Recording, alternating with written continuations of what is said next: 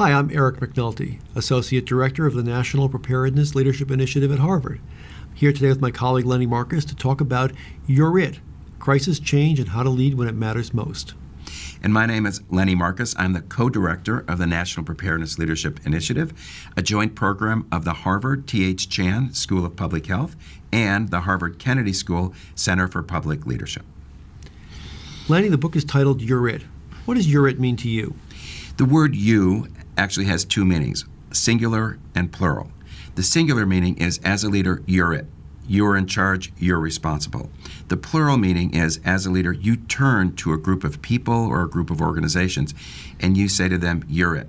What you're able to do together, how we're able to work together, is the outcome that we're able to achieve together. If you want to be an effective leader, you have to realize that you are it. It has to be an active process, not a passive one. So you can't wait for your organization to hand you what you ought to know. You ought to be pursuing what are the experiences you need, what are the education you need, what are the skills you need to build, and really own that. Because leadership is a big responsibility. And you have to do the same thing for the people around you, the people who report to you, as well as your peers. Help them develop as leaders. That's a big part of this process, is not just being a leader, but building leadership capacity throughout the organization. We talk about crisis, and crisis leadership is something that is the reason you and I both most often get called into an organization. Why do you think crisis leadership is so important right now? We're in a time of great turmoil in this country, in the United States, and around the world. There's climate change, there's global political change that we're experiencing, financial and economic changes that we're facing. So any leader at any moment could find themselves in the middle of a crisis. It could be an active shooter going on in your workplace.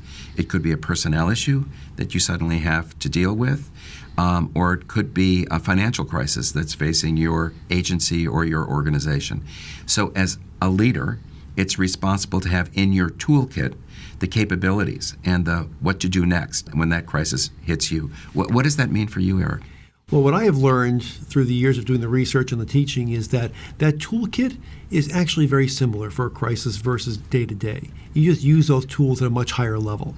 And so learning that emotional intelligence, building that up, being able to make decisions effectively under pressure, knowing what motivates people and how to unify them around a common mission. Those are things that are essential to crisis leadership, and they're also essential each and every day someone's in an organization. So I think that crisis leadership piece creates some excitement and draws people in, but usually about halfway through when we're teaching something, they say, oh, I get it.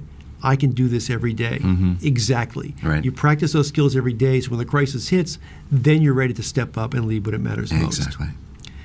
In our environment today, it seems like many leaders are facing decisions and situations that are ethically and morally fraught. What advice would you give to one of those leaders who called you and said, Lenny, what should I do? The advice that I give those leaders is be true to yourself. You will be the CEO or you will be the secretary of a major government department, or you will be the manager of a piece of an organization for some temporary period of time. You will be your name. You will be Eric McNulty for the rest of your life. So whenever you have, when you're faced with a moral or ethical dilemma about what should be done or whether to do something that might not be lawful or in keeping with the rules and the procedures and the contracts of your organization, you have to ask yourself, how can I be true to myself? And as long as you use that as your true north, you will be more genuine and authentic, and you'll be able to better live with yourself as a leader. Well, I think one of the most effective questions we ask people is, why do you lead? And when you're clear about that answer of what's the impact you're trying to have in life, what do you want your legacy to be? What's the footprint you're going to leave on the world? Why do you take on all this responsibility? That is a great guide in an ethically or morally challenging environment, because few people get up in the morning saying, I want to create a defective product, or I want to defraud consumers, or I want people to lose their lives. They don't do that. And so when you pull back, when you're asked a tough question or put in a difficult situation, remind yourself, why do you lead, and then follow that. Much as you say being true to yourself, look at that larger picture, and you know you have to come out of this hopefully with your reputation intact, but you have to live with yourself as well. Right. So make the choice that you're going to be comfortable with over the long haul. One of the pillars of your work, which I think is really interesting as informed meta-leadership, is that work you did around negotiation and conflict resolution. Tell me a bit about how that came about and why is it so important? Leaders, or meta-leaders as we describe them in the book, are complex problem solvers. And one of the things that we incorporate in the book, we'll teach an idea. We'll also provide a tool for how to actually execute on that idea. So we include a chapter on the walk in the woods, which is a process for interest-based negotiation. Identify what are the interests of everybody around the table, where do they agree and disagree, what new ideas can they bring to the table to solve the problem, and then how do they align the interests of everyone who's involved.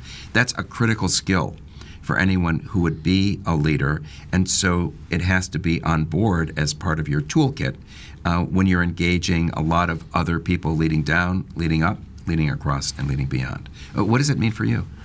Well, I always think back to a conversation we had with a CEO of a large health system, and he said, as a leader, any interaction you have with another human being where there's a desired outcome is essentially a negotiation.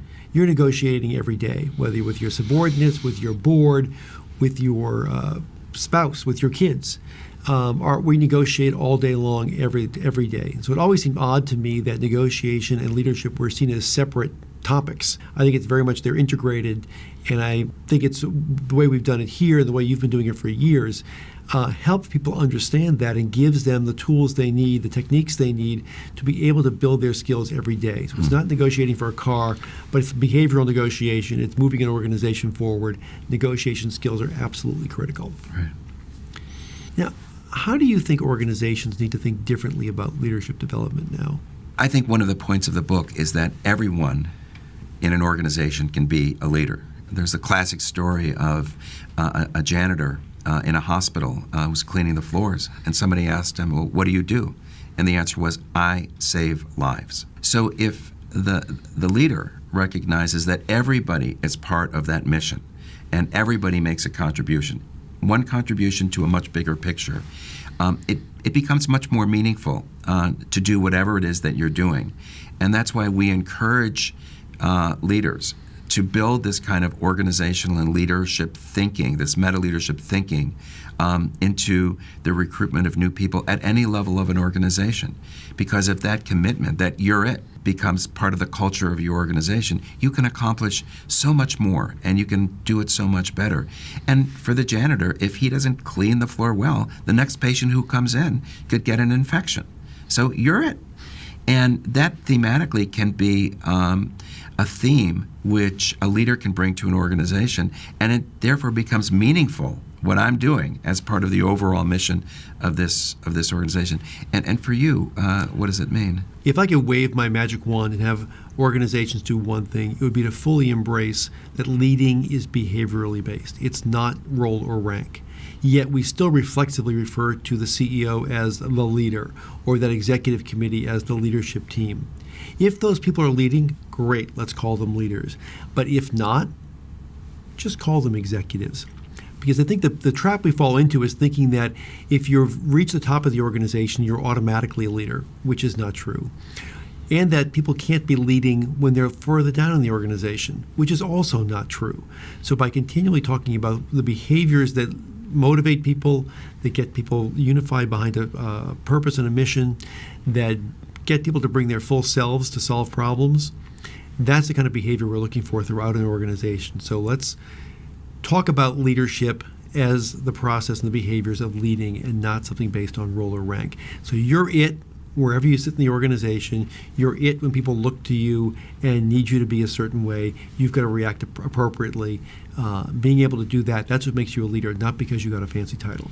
Well, we translate that idea in the book, and spoiler alert, I'm about to give the definition of leadership in the book. It's people follow you. Very, very simple definition for a very complex topic. We think it's the shortest definition of leadership in the world. And the key there is follow. If people aren't following you, then you're not really leading. What makes it complex are all the people that are involved. And we're not particularly loyal to the ordering of the words. So sometimes it's not people follow you, it's you follow other people. So you could be at this rank in your organization. There are people who are your subordinates who are subject matter experts who have more knowledge than you. You are following them because they really know the problem. They know what needs to be done about it. And in that very fluid understanding of what leadership is really all about, creating the best possible outcome for whatever scenario that you face, people follow you is part of the plural of you're it. I like the definition. It is the only true evidence that leadership is happening. It takes a lot of maturity in an individual to follow someone who may be of lower rank or less experience, but it's absolutely important because your goal is to get to the positive outcome. I think a big part of having people being willing to follow you is them knowing that at times you're willing to follow them as well. Right. No matter what the situation, it all comes down to whether you are willing to be it. You're it. Right. Thank you very much. It's been a pleasure. Thank you. And thanks to you, our readers, we hope that you'll be able to put the lessons of You're It to good use both at work and at home in your personal life.